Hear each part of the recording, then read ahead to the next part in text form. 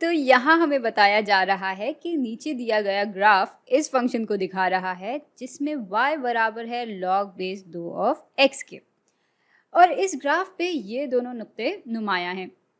और अब हमसे ये फरमाइश की जा रही है कि हम इस फंक्शन की ग्राफ को बना के दिखाएं। और इस फंक्शन में y बराबर है 4 ज़रब log बेस 2 ऑफ x जमा 6 माइनस 7 के। भाई इस फंक्शन का ग्राफ हमें इस बुनियादी फंक्शन की ग्राफ की मदद से ही मिलेगा और इसलिए हमें इस बुनियादी फंक्शन में छोटी छोटी तब्दीलियां करनी पड़ेगी। भाई जब y बराबर होता है log बेस 2 ऑफ x के तब हमें ये ग्राफ मिलता है। अच्छा, अब अगर इस फंक्शन को हम कुछ इस तरह से तब्दील करें कि y बराबर हो जाए log बेस 2 ऑफ x जमा 6 के, तब ये ग्राफ किस तरह से बदलेगा? भाई इस तब्दीली की वजह से ये ग्राफ 6 कदम बाएं तरफ खिसक जाएगा।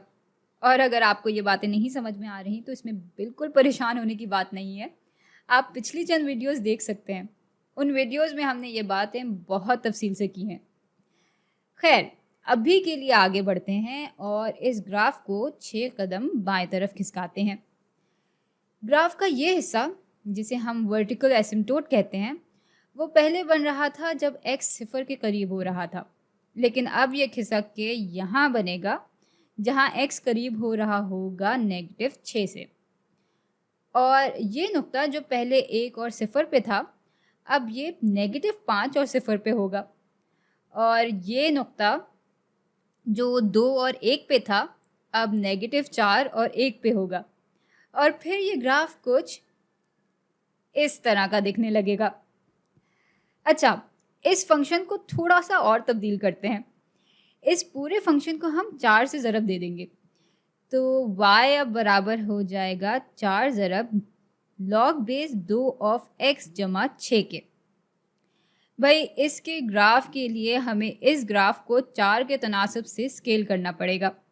और इसका मतलब ये है कि पहले जैसे हमें x की जगह -4 डालने से 1 मिल रहा था, अब हमें 1 के बजाय 4 मिलेगा। और पहले यहाँ x की जगह अब -5 डालने से हमें 0 मिल रहा था, तो अब हमें 0 ज़रब 4 यानी फिर से 0 ही मिलेगा। और यूँ इस फंक्शन का ग्राफ कुछ इस तरह का बन जाएगा। और आखिरी तब्दीली हम ये लाएंगे कि हम इस फंक्शन से 7 को माइनस कर देंगे, यानी अब y बराबर होगा 4 ज़रब log बेस 2 ऑफ x जमा 6 माइनस 7 के। और इस तब्दीली की वजह से ये ग्राफ अब खिसक के 7 कदम नीचे चला जाएगा। जैसे ये नुक्ता पहले -5 और 0 पे था, तो अब ये -5 और -7 पे होगा। ये नुक्ता पहले -4 और 4 पे था, लेकिन अब ये -4 और -3 पे होगा। और जब हम इन नुक्तों को जोड़ेंगे तो इस फंक्शन का ग्राफ कुछ इस तरह का दिखने लगेगा।